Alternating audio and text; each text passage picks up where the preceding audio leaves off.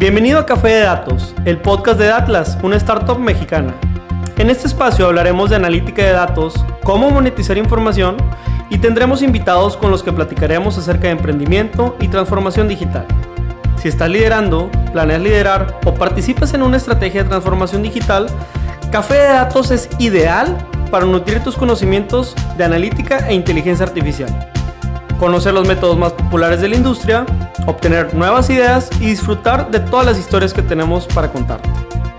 Porque los datos van mejor con café. Arrancamos.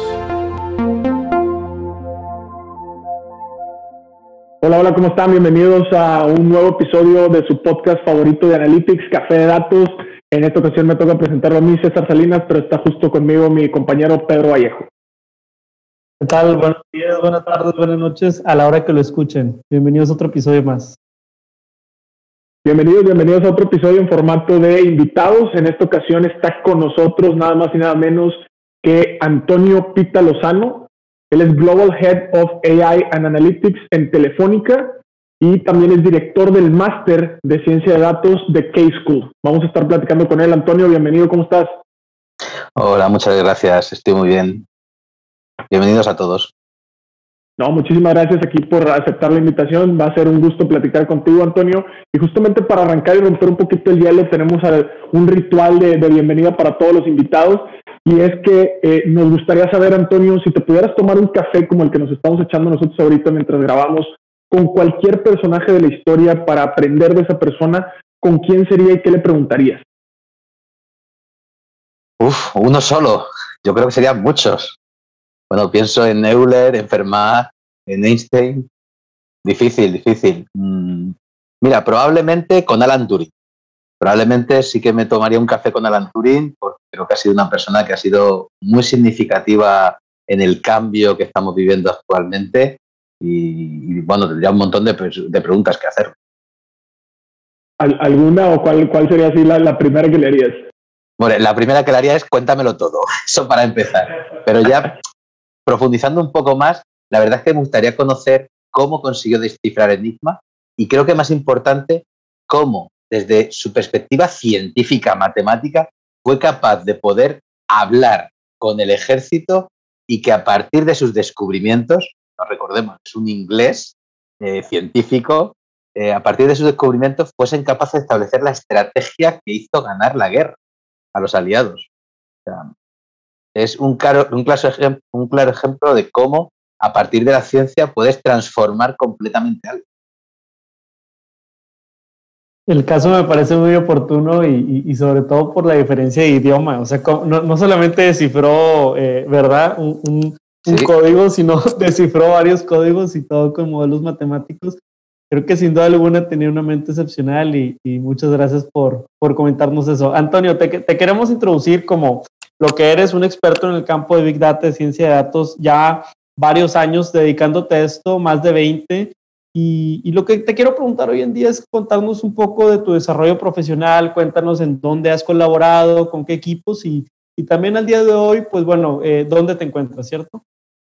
Vale, bueno, voy a resumir porque si empiezo al final, como dices, más de 20 años de experiencia, además soy una persona muy inquieta, entonces me he movido bastante. De hecho, empecé a trabajar en segundo año de carrera, estudiando matemáticas, ya me puse por las tardes a dar clases en una academia.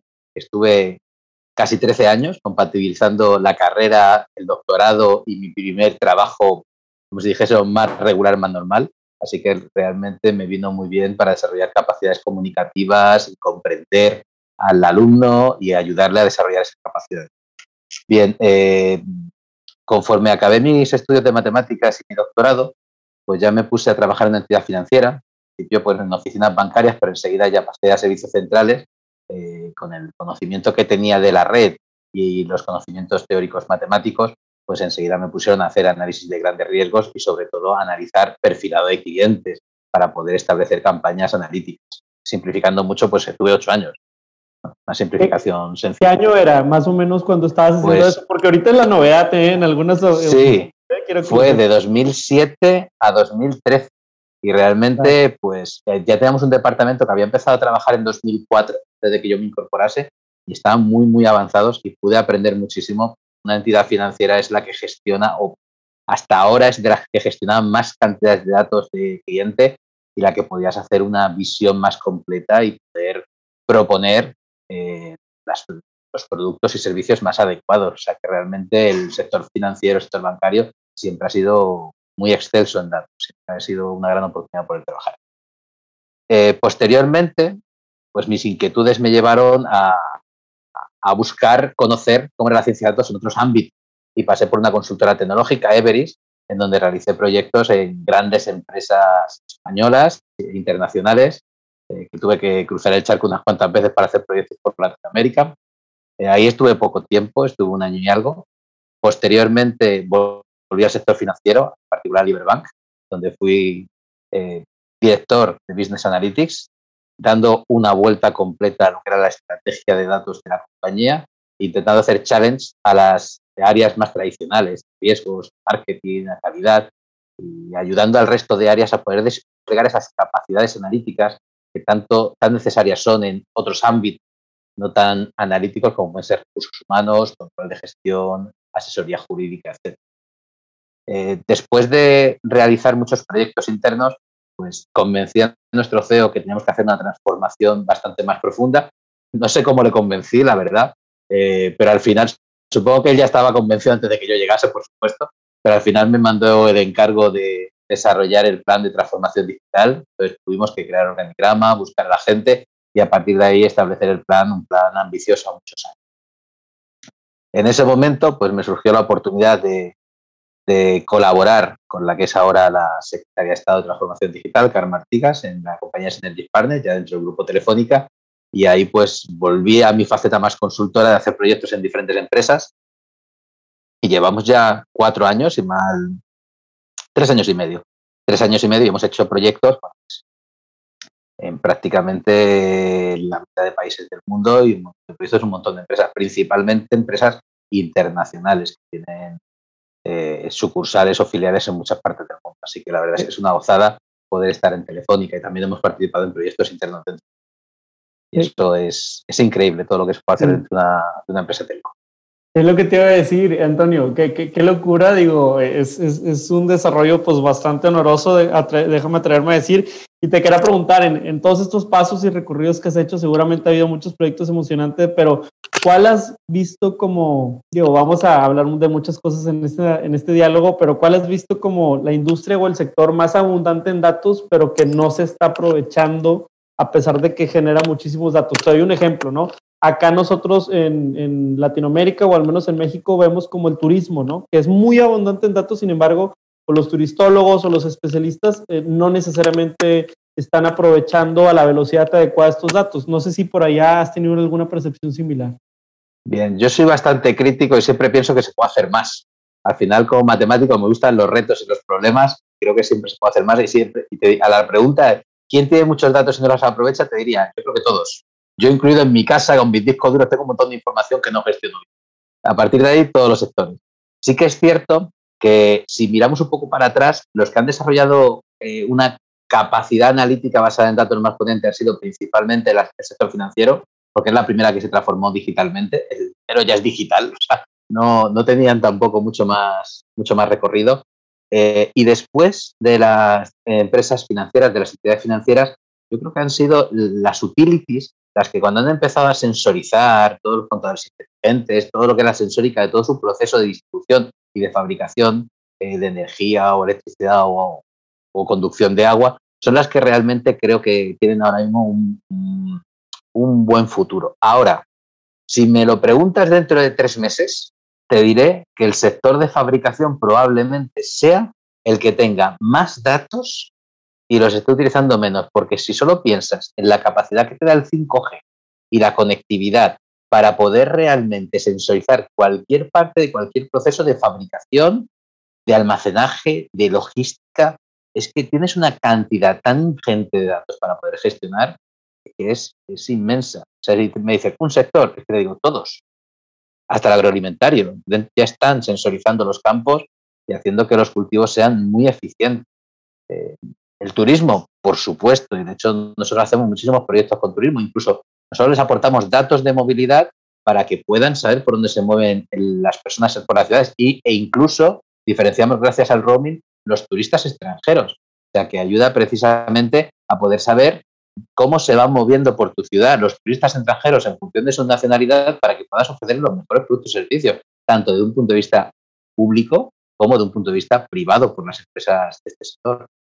Pero ahora mismo yo creo que datos hay todos los que quieras y lo estamos utilizando, creo que todavía no tan bien como nos gustaría, por lo menos somos un poquito más estrictos. No olvides que este episodio es auspiciado por el Máster de Ciencia de Datos de K-School, que está lanzando su primera edición online. Puedes visitar su sitio web kschool.com para conocer todos los detalles. No, claro, y a nosotros también nos parece de pronto, mismo caso que tú, ¿no? Vemos ahí ejemplos o estudiamos de pronto ejemplos que hay en otras partes del mundo o incluso aquí mismo en México y decimos, oye, hay bastante oportunidad y ya nos toca hacer ese trabajo fino de identificarla, ¿no? Ahora, en este sentido, Antonio, empezamos platicando y ya, digo, con tu experiencia profesional y todo, introdujiste todos estos temas de, oye, Head de Analytics, etcétera, pero para muchos el Big Data y la analítica de datos parecen una novedad, ¿no? Justamente por ahí te decía, pero oye, pues ¿cuándo empezaste con esto? Si a lo mejor para muchos que nos están escuchando pudiera parecer una novedad así de hace un par de años para acá, ¿no? En este sentido, ¿dónde aprendiste o dónde aprendes tú sobre estos temas de Big Data, de analítica y también si has puesto en práctica alguno de ellos en algún proyecto específico, ¿no? Bien, al final uno no se hace científico de datos de la noche a la mañana, ni mucho menos, tiene que establecer unos basics. Yo, por suerte, mi padre era inquieto y en mi casa desde pequeño teníamos ordenador y yo aprendí a programar a los 8 años. Yo no sabía que eso me serviría después en el futuro y menos como científico de datos, pero aprendí basic y a programar alguna cosita hace muchos años. Después, claro, estudié matemáticas, que dices, bueno, pues matemáticas, me gusta resolver problemas, pero tampoco piensas que te vaya a ayudar después. No sabes lo que es la ciencia de datos. Y claro, cuando juntas las matemáticas, juntas la programación y empiezas a ver que hay datos y que pueden ayudarte a resolver problemas, es cuando juntas todas las piezas y te ayudan. Yo lo detecté o lo determiné hace ya bastante tiempo, por el año 2010 o por ahí, y donde me centré porque no había mucha formación fue precisamente en cursos online, en foros, en webs. KDnuggets me ayudó muchísimo al principio porque no había prácticamente nada. Y conforme en 2013, 2014 aparecieron principalmente las plataformas Coursera y edX, es donde realmente ya pude darle un empujón definitivo, porque no era aprender un poco, era aprender mucho, muchos diferentes enfoques. Ahora, también es cierto, yo tenía ya la base y la capacidad para poder desarrollarlo. Claro, si en ese momento hubiera habido un máster que me hubiera permitido tener esa capacitación inicial y ese enfoque, pues obviamente hubiera aprendido mucho más rápido, hubiera enfocado mejor mis esfuerzos, porque a veces aprendía cosas que exactamente pues no tenía muy claro si las estaba enfocando. Pero bueno, era 2010, 2011 y realmente pues podías aprender estadística, por supuesto, en más de 200 años, pero todavía no se veía claro cómo podías utilizar eso para resolver problemas. Ahora yo creo que tenemos muchas más herramientas. Antes costaba más. Y de hecho, los científicos de datos que hay actualmente, de la vieja hornada, como digo yo, de los que se han curtido hace 10 años, se han tenido que buscar la vida porque no había ningún itinerario formativo claro y centrado que te permitiese conseguir. Así es, esa currícula o el camino a seguir pues, sobre todo en temas de capacitación sobre ciencia de datos es difícil. A nosotros nos toca a veces reclutar científicos de datos y seguramente te ha pasado que a veces vienen de actuarías, matemáticas, economistas, ingenierías, etcétera, y hay una diversidad que al final ese enfoque multidisciplinario es lo que ha ido enriqueciendo, pero me atrevo a decir que el mundo de los datos va a ir subiendo de rigor y doy un caso específico, ¿no? Tal vez ahorita en Latinoamérica, donde creo que es más joven este campo, la petición es, ¿tienes o no tienes algo de analítica de datos?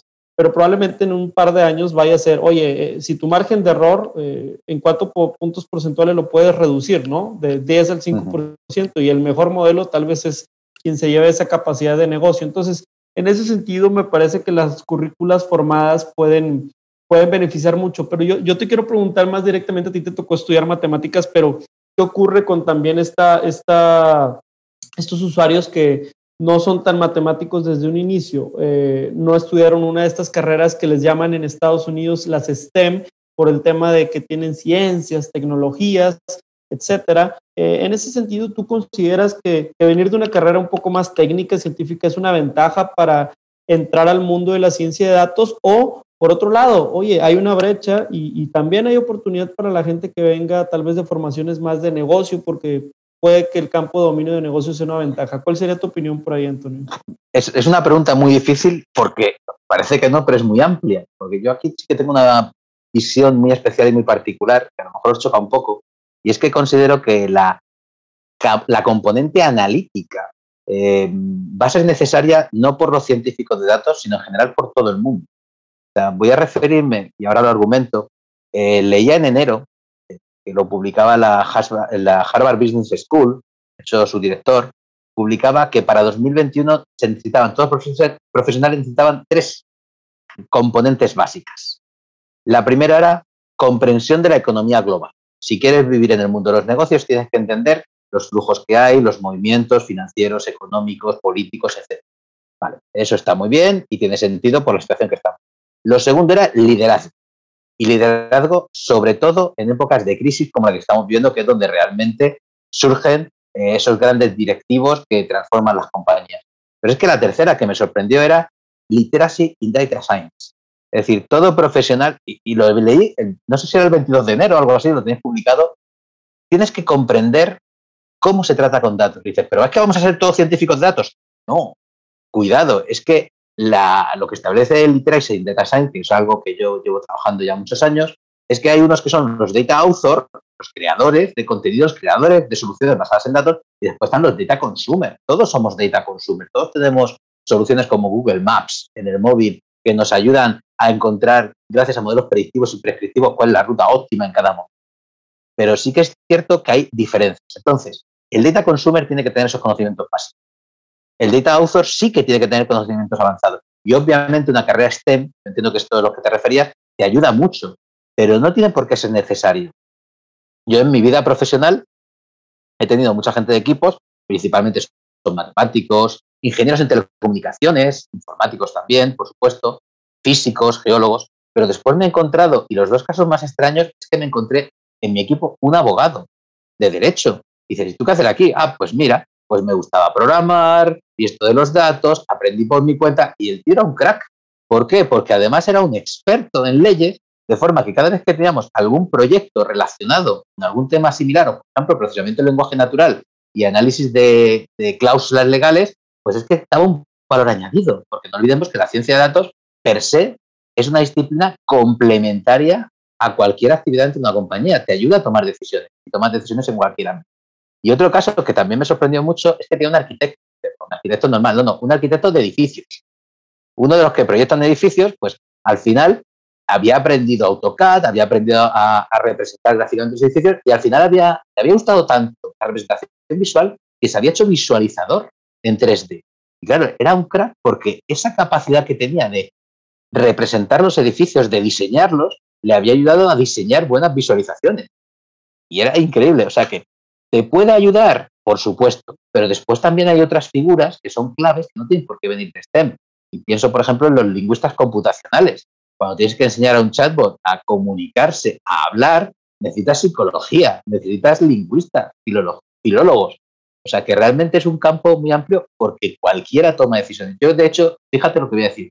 Creo que a futuro la ciencia de datos va a ser una competencia que vamos a tener todos como la ofimática, un poco más compleja y a diferentes niveles. Y esto nos pasa cuando utilizamos Excel. Todos somos usuarios de Excel nivel medio. Tú preguntas a alguien, ¿qué sabes de Excel nivel medio? Uno te hace una tablita muy sencilla y otro es capaz de poner unas fórmulas o programar con Visual Basic. Bueno, pues no pasa nada, todos somos usuarios nivel medio. Es una herramienta que se adapta a ti y la utilizas en tu día a día. Hace 20 años estaban los ofimáticos, ya no existen. Todos necesitamos esa capacidad. Pues ahora existen los científicos de datos. Dentro de 10, 15 años, los científicos de datos pues serán especialistas en Machine Learning, especialistas en programación, en procesamiento de lenguaje natural, lo que has comentado, muy específicos y muy especializados en algo muy concreto, expertos en sistemas de recomendación, y después todos tendremos nuestra capacidad de tratar con datos y de entender e interpretar KPIs, dashboards, etc. Yo creo que la pregunta es muy amplia y hay cabida para todos, pero lo que todo el mundo necesita es una base sólida de ciencia de datos, por lo menos básica, que te ayude a tomar mejores decisiones, sea cual sea tu ámbito de actuación. O no, en recursos humanos ya seleccionamos la gente gracias a algoritmos, o decidimos cómo gestionar las demandas en función a priorización o optimización. Correcto. Y me agrada bastante también cómo haces alusión a esto que nosotros comentábamos en otros episodios del podcast y que es parte como de la filosofía que siempre comentamos desde afuera, que es la parte soft o la sensibilidad del negocio y también la parte hard o la parte técnica, ¿no? O sea, no hay que perder de vista o muchas veces nosotros lo fraseamos como que no hay que perder de vista que detrás del dato hay personas, ¿no? Detrás del dato hay negocios, detrás del dato hay gente, y creo que eso es muy importante con lo que mencionabas ahorita. Ahora, también tocaste la parte de por ejemplo, AutoCAD, ¿no? Que es este software que utilizan los arquitectos, etcétera. Y justamente la siguiente pregunta va por ese lado, ¿no? En tu experiencia, Antonio, o qué le pudieras recomendar que necesite alguien en términos de software conocer para poder, pues, profesionalmente adentrarse a este mundo de la ciencia de datos, ¿no? Bien, en términos de software, bueno, hay infinidad de software. De hecho, todos los años se publica lo que se llama el Big Data Landscape, que este año pasado lo cambiaron a Big Data en AI Landscape. No sé si ya son 2.000 o 3.000 ya las componentes tecnológicas que aparecen cuando hace 8 años eran 70. O sea, estamos hablando de una evolución muy rápida. Pero sí que hay unos basics. O sea, tenemos que pensar el ciclo del dato. El dato se encuentra en algún sitio y tú tienes que capturarlo. Vale, hay herramientas de captura, hay varias. Pero lo más importante es que tenemos que almacenarlo en algún sitio. Y ahí es donde es fundamental que las personas conozcan soluciones o herramientas de bases de datos, tanto SQL, el lenguaje SQL es fundamental para hacer consultas, como no SQL. Y hay varias opciones. Después, una vez que tengas el dato y lo tengas que tratar, pues lo puedes tratar con SQL si son tratamientos más o menos sencillos y estándar, o ya tienes que utilizar un lenguaje de programación. Y aquí los que están triunfando principalmente, sobre todo cuando uno se introduce, son R, que tiene un enfoque más estadístico y más ligado a usuarios de ciencias, y además es más fácil de aprender para usuarios de ciencias sociales, como gente que haya estudiado marketing o dirección de empresas. Y después otro lenguaje como Python, que ya es más generalista, pero que es uno de los más utilizados en la ciencia de datos. Claro, ese es el primer nivel. El segundo ya dices, bueno, y si tengo una gran cantidad de datos ya Big Data tremendo, pues ya tienes que pasar a Spark. Ya es un lenguaje distribuido que nos ayuda a poder hacer todo ese procesamiento de datos. Además de estos 3 lenguajes, también tienen incluidas librerías analíticas que te permiten hacer tanto el análisis como el modelado, de forma que tienes una suite completa con cualquiera de ellos. Y por último, quien tiene los resultados, no solo vas a presentar en un papel o en un disquete o en un fichero a alguien, pues tendrás que visualizarlo de alguna forma. Y ahí es donde hay pues herramientas, R y Python pueden ser librerías de visualización, o herramientas comerciales tipo Tableau también te pueden ayudar, o Power BI. Entonces, esas, desde mi punto de vista, son las básicas para empezar. Después, ¿cuántas tienes? El problema tienes muchísimas, pero esas serían las básicas que realmente requiere tener cualquier persona que se quiera dedicar a la ciencia de datos. Ahora, en este sentido también, Antonio, mucha de la gente que nos escucha y todo siempre nos hace esta pregunta o con cierta recurrencia en el sentido de posturas entre usar software libre o usar software comercial. En este sentido, ¿cuál sería tu postura alrededor de esto? Bien, yo he utilizado en mi vida profesional tanto software libre como software comercial en diferentes momentos.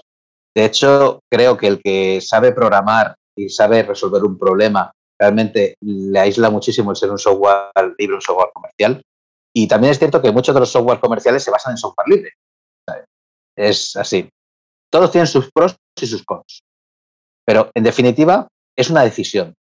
Porque al final tienes que valorar. El software libre pues tiene menor precio, tienes una comunidad gigante que te puede ayudar, de forma que es mucho más fácil que si encuentras problemas, pues puedas encontrar a alguien que te ayude a resolverlos.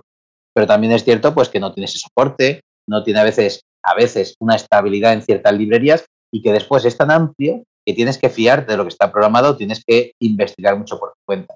Y además tiene un problema para mí fundamental, es que es muy difícil que pueda sustituir una persona que trabaja con software libre por otra y que pueda continuar un trabajo. ¿Por qué? Bueno, pongo un ejemplo. R tiene 18.000 librerías y yo siempre digo que yo conozco el 1% de las librerías y de ese 1% el 1% de las funciones y que con eso soy feliz. Claro, es que el 1% de las librerías son 180 librerías. Es que hay 20 formas de hacer lo mismo para cada cosa. Porque alguien ha desarrollado una nueva forma, la ha publicado y te fías y la utilizas. Claro, la probabilidad de que encuentre 2 profesionales que se pueden hacer lo mismo exactamente, es complicado. Todo se puede hacer, pero es complicado continuar los trabajos de otros.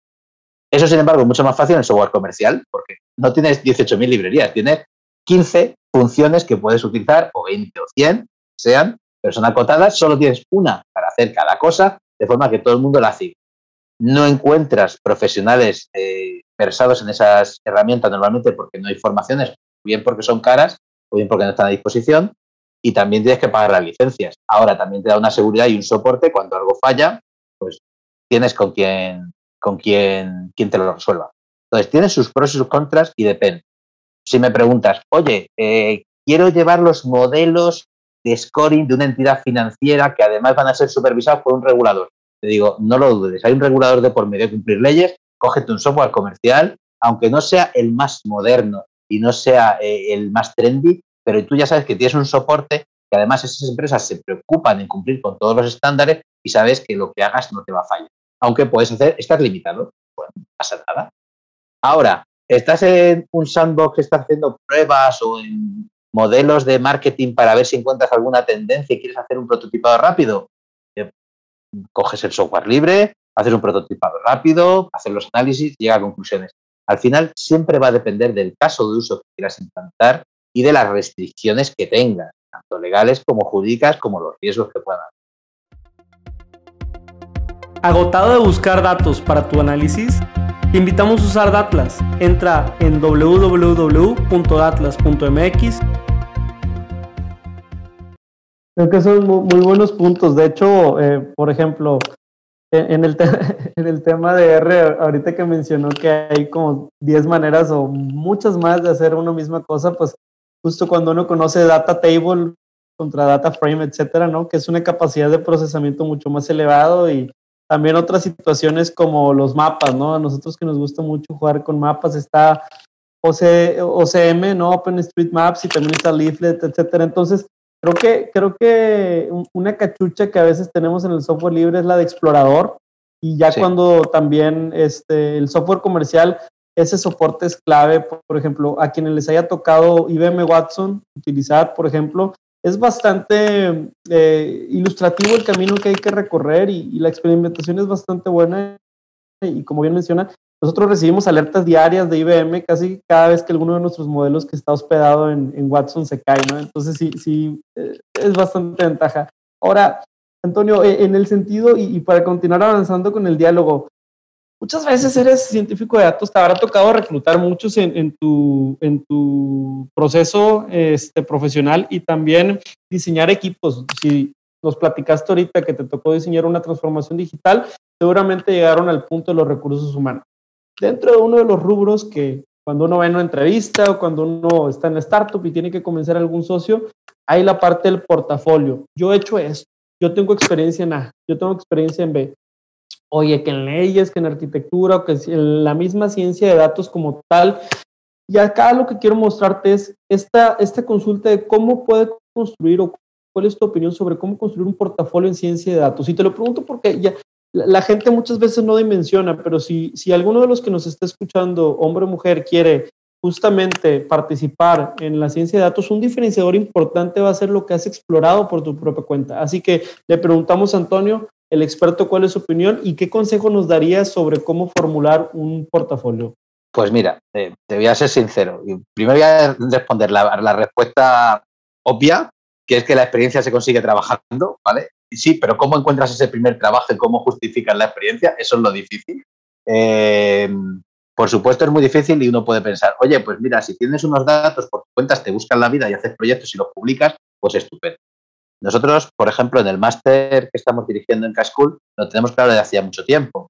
Lo que hacemos es, tenemos al final del máster un proyecto fin de máster, que es un proyecto real, codirigido y liderado por los profesores, en donde te enfrentas a un caso real para que sea lo más parecido a una situación de proyecto real, y que eso ya te sirva, esa experiencia, esa vivencia, porque además le exigimos que sigan toda la metodología de procesamiento, desde la comprensión de negocio hasta el deployment, hasta el despliegue, que te sirva ya de primer caso que ya hayas cumplido en tu carrera.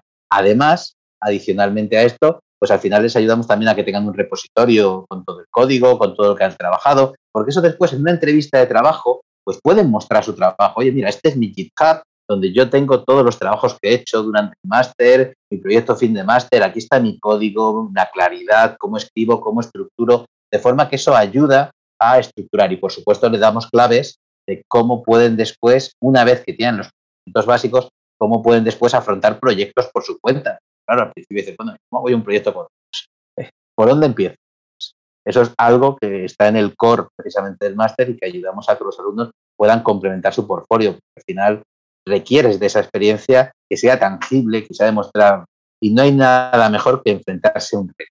Eso es lo que te hace crecer porque, como tú dices, tienes que buscarte la vida, tienes que aprender, tienes que, aquí se suele decir, bichear entre las distintas tecnologías y entre los distintos algoritmos para conseguir encontrar una solución que resuelva el problema al que estás enfrentando.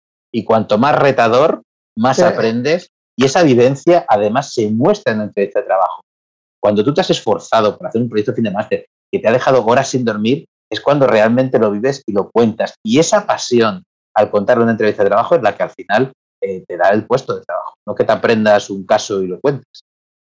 Totalmente. Y nada más para terminar mi pregunta, me dio curiosidad, ¿algún proyecto del que te acuerdas del máster? ¿Algún proyecto que digas, híjole, estos cuates o estos participantes digo, deben de haber muchos, pero alguno sí que te haya tocado asesorar de cerca?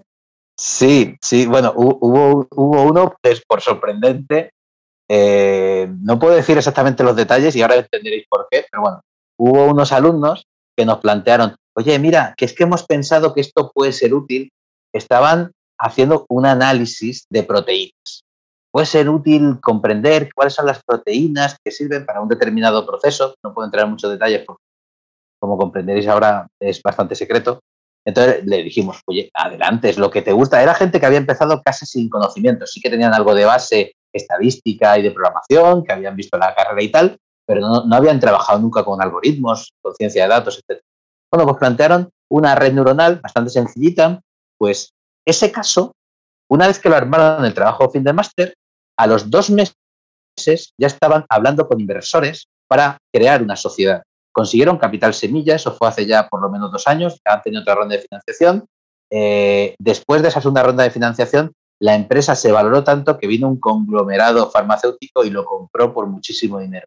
Y esto es un caso inédito, rarísimo, o sea, no es lo habitual, ni mucho menos, pero sí que es cierto que a mí me dejó sorprendido cómo de un trabajo, proyecto fin de máster, que nunca esperas que salga nada productivo, es más un entrenamiento, es más el comprender cómo poner en práctica los conocimientos, todos los conocimientos en un gran reto, pues al final ellos venían ya con su problema que habían identificado en su campo de actuación, que podía ser interesante, vieron una oportunidad de negocio y vieron que con datos en su sector que no se utilizaban podían realmente generar un negocio. Y a mí realmente me sorprendió muchísimo. O sea, y fue muy, muy curioso. Órale, ¿no? Y sobre todo también por el componente y a lo mejor científico que hay detrás. Y también, digo, al final del día, ese es el tipo de cosas que pasan por, como decías, Antonio, ¿no? Cuando le pones pasión, cuando le pones realmente esa entrega, a pesar de que sea un trabajo académico, lo que sea, si le pones realmente ese empeño y todo, pues también incluso nosotros vemos de pronto aquí colegas emprendedores que salen por ahí de la prepa con algún trabajito y ya empiezan a montar ahí sus primeros pininos de emprendimiento y todo. Está bastante interesante. Ahora, en este sentido también, Antonio, nos platicabas en un principio, como también comentaba Pedro ahorita, que te tocó justamente liderar esta transformación digital en un momento de tu desarrollo profesional. Gran parte de nuestra audiencia también son líderes dentro de esas organizaciones y están muchas veces pues siendo punta de lanza o comandando estas transformaciones, ¿no? Y sobre todo también alrededor de estrategias de ciencias de datos, etcétera. Ahora, en este sentido, para ellos específicamente, ¿cuáles crees que serían esos primeros pasos para reclutar, para armar el equipo? Me refiero más al tema de, oye, ¿qué roles o qué perfiles? ¿A quién contrato primero? Ya ves que de pronto hemos hablado de que hay arquitectos de datos, científicos de datos, hay ingenieros de datos, etcétera. ¿Por dónde empezar si apenas están justamente enfrentándose a este gran reto, no? Bien, yo en el tema de la transformación digital te voy a contar lo que hice, que además es lo que recomiendo. Y me dejé asesorar por expertos. Es decir, yo tenía mi idea, pero yo puedo estar equivocado. Entonces, en ese caso, contratamos a un partner para que nos ayudase a desarrollar ese plan. Y al final estábamos ciertas personas haciendo challenge, indicando cómo queríamos que fuesen las cosas y armamos el plan. Y eso es lo que hice en ese momento que estaba desarrollándolo, junto con el que contratamos como Chief Data Officer para liderar todo el plan. Yo estaba de segundo suyo y contratamos a una empresa tercera para que nos ayudase a enarbolar el plan. Pero ya entrando en el detalle, que obviamente no intentes ir solo, porque si tienes que transformar una compañía, apóyate en partners que te ayuden, que te asesoren. Mi recomendación, lo primero es hacer un assessment. Hay que entender dónde estás, qué es lo que tienes y qué no. Después es hacer toda la ambición hacia dónde quieres llegar y establecer ese roadmap, ese camino, que además no puedes recorrer solo. Yo siempre se lo decía a mi CEO. Si yo quiero transformar una compañía, ¿cuánta gente necesito? ¿Un 5%? ¿Con un 5% transformo al 95% restante? Pues ya es difícil. Pues dice, es que el 5% de una compañía de muchos miles de empleados también son muchos empleados, cuidado. Pues a veces quieres transformar la compañía con 10 empleados. Pues es difícil. Empezamos por algún sitio. Yo siempre digo que cuando haces ese assessment, estableces la ambición, lo que tienes que tener claro son los 3 pilares de la transformación. Y de hecho, hablo mucho de este. Y es que son, primero, tecnología. Por supuesto, tienes que saber la tecnología que tienes, la que necesitas para resolver tus casos de uso, no la que te gustaría tener porque sea trendy, sino cuáles son los problemas que tú tienes y cuál es la tecnología que tienes que utilizar. ¿Y dónde estás actualmente? Porque a lo mejor estás en la edad de piedra y tienes que dar muchos pasos y tienes que ir despacio. Segundo, el talento. Como bien has dicho, las personas. Claro, dependerá de los casos de uso que quieras hacer. No es lo mismo plantearte, oye, pues quiero hacer un asistente conversacional para gestionar a mis clientes, que quiero sacar modelos de mantenimiento predictivo de mi maquinaria. No es lo mismo. Y son diferentes perfiles. Entonces, siempre mi recomendación es ten un equipo core en tu casa, que tenga esos conocimientos básicos generales y después apóyate en expertos. Apóyate en partners que te vayan complementando tus capacidades para los problemas concretos que te van surgiendo. Y el tercer pilar es la cultura. Es fundamental cambiar la cultura, comprender cómo se utilizan los datos, empezar a tomar decisiones basadas en datos. Y dice, yo ya tomo decisiones, sí, pero en todos los ámbitos. Y fiarte y realmente incluirlo en todos los procesos funcionales de la compañía. Entonces, estos 3 pilares tienen que ir andando, además, en paralelo. Como pongas mucho foco en uno, se te desmonta. Y como quieras transformar los 3 a la vez rápido, no eres capaz de absorber el cambio y todo va a fallar y no vas a saber ni por qué está fallando. Que es lo que se ha pasado muchas veces en las transformaciones digitales.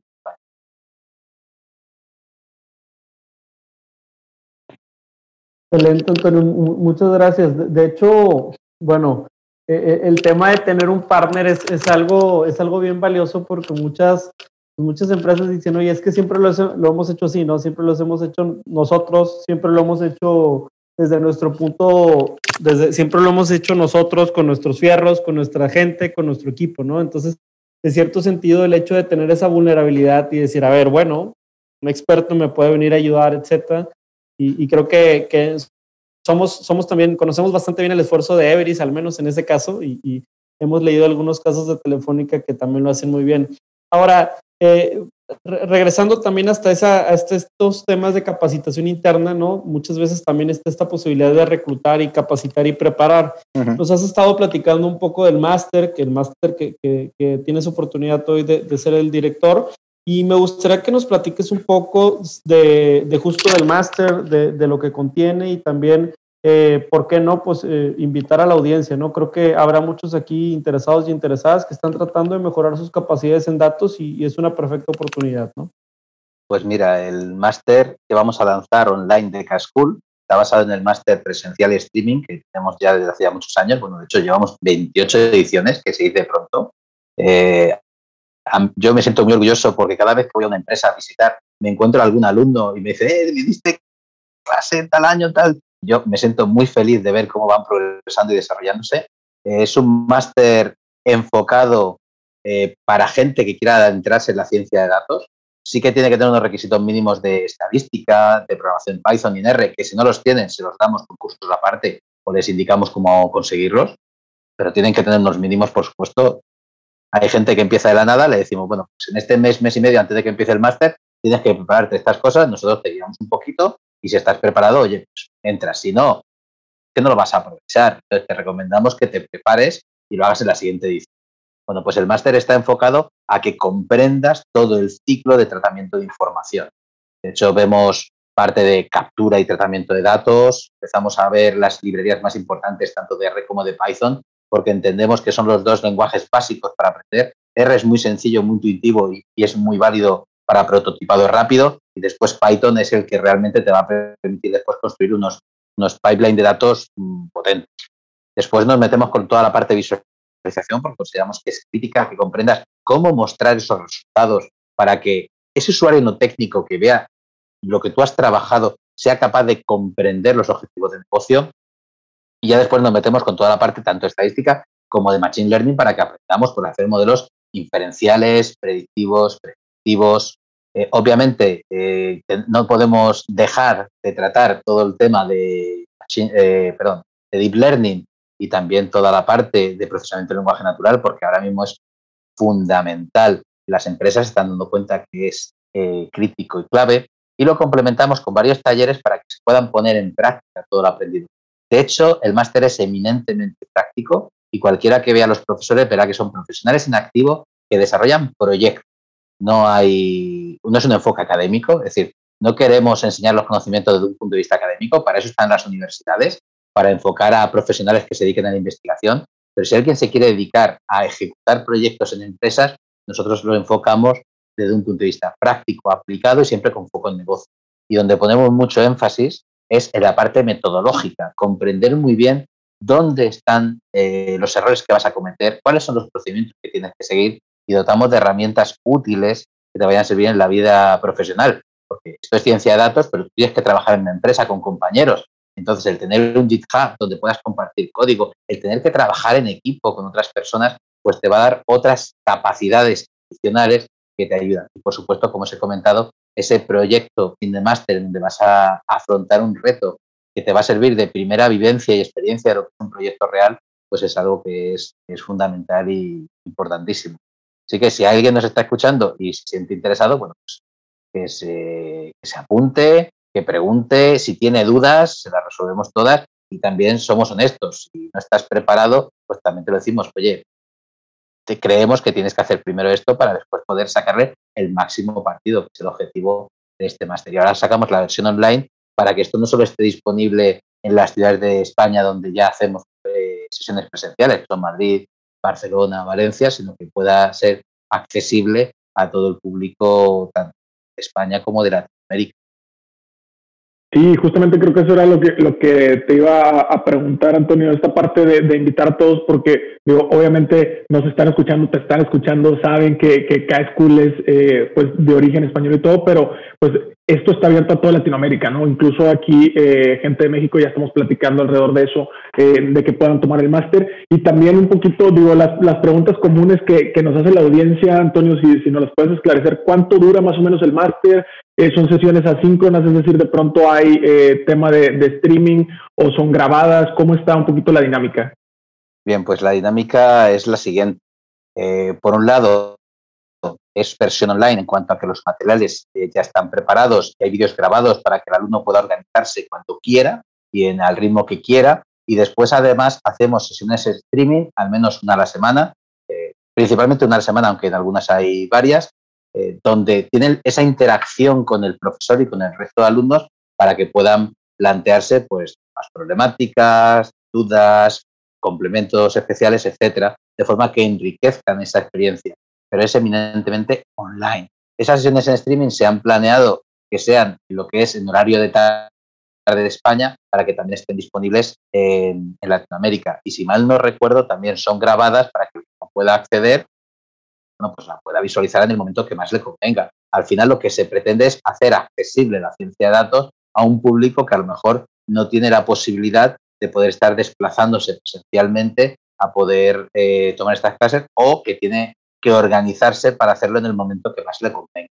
El plazo pues lo tenemos estructurado en 13 meses. O sea, se dice pronto porque hay muchas cosas que ver. Es un máster muy largo. Paramos en verano y en Navidad un poquito, pero es un máster largo porque hay que ver muchas cosas, y lo que hemos hecho es no dejarnos nada en el tintero para que cuando salgas del máster tengas una base sólida para poder introducirte en el mundo de la ciencia de datos. Obviamente sabéis que la ciencia de datos es inmensamente grande, no lo puedes saber todo, pero sí que sales con todos los conocimientos clave y fundamentales para poder trabajar desde el básico, con autonomía. No olvides que este episodio es auspiciado por el Máster de Ciencia de Datos de K-School, que está lanzando su primera edición online. Puedes visitar su sitio web kschool.com para conocer todos los detalles. No, perfecto. Muchísimas gracias, Antonio. Pues estamos llegando hacia el final, nada más para una pequeña recapitulación. En este episodio tuvimos el placer de contar con la presencia de Antonio Pita Lozano, Global Head of AI and Analytics en Telefónica y también director del Máster en Ciencia de Datos de K-School, que justamente fue esto último que nos estaba contando. Empezamos platicando, pues obviamente, de su desarrollo profesional, de su experiencia. Platicamos también de los temas de Big Data y Analytics, dónde se pueden poner en práctica. Platicamos de las carreras STEM, de gente que viene del lado técnico, de gente que viene del lado de negocios, cómo puede empezarse a adentrar a todo este mundo de la ciencia de datos. Platicamos también mucho alrededor del software libre, software comercial, cuál se utiliza, cuáles son los pros, los contras, algunos conocimientos claves, cómo hacer tu portafolio de proyecto de datos, ¿no? Para que tengas esta experiencia y puedas irte a insertar en alguna startup o en algún gran corporativo que esté haciendo justamente esto. Platicamos también un poquito de cómo armar los equipos, ¿no? Sobre todo muy pensado para esta audiencia que son líderes o gerentes al interior. Y terminamos platicando un poquito ya del máster de K-School. Ahorita justamente, Antonio, pues estamos llegando hacia el final. Hay dos últimas cosas nada más que comentar contigo. Si nos pudieras recomendar o nos pudieras citar por aquí el sitio web que tienen de K-School, donde pudieran consultar más información, como quiera nosotros lo ponemos por ahí en los comentarios del episodio, estaría genial. Sí, claro, es muy sencillo. El sitio web es kschool.com, K-Kilo, school de escuela.com. Que es sencillo que podáis verlo y si tenéis cualquier duda o curiosidad podéis daros de alta sin compromiso en el curso que consideréis. Tenemos cursos de diferentes temáticas, todos siempre del mundo digital. Esta es una escuela digital, temas de analítica digital, SEO, SEM, Pro, Machine Learning, ciencia de datos, Big Data, es decir, todo temas digitales. Y uno de los grandes valores que tiene esta escuela es que los profesores son profesionales en activo, pero que se dedican realmente a realizar proyectos en los problemas reales. No son teóricos ni son gurús que te van contando un poco lo que va a pasar dentro de 30 años, sino te van a contar su experiencia del problema que vivieron la semana pasada.